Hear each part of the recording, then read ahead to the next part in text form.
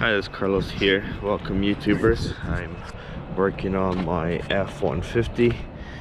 I've got a rebuilt engine and transmission a few years back, but unfortunately I had a fire.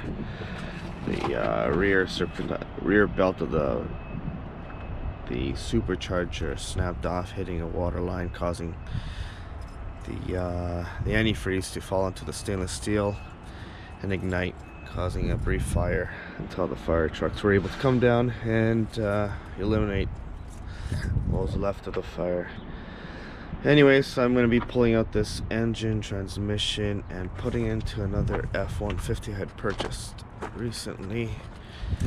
It's an upgraded model, but the transmission's not that great and the engine's having some vacuum issues. So I will be updating you on the rest.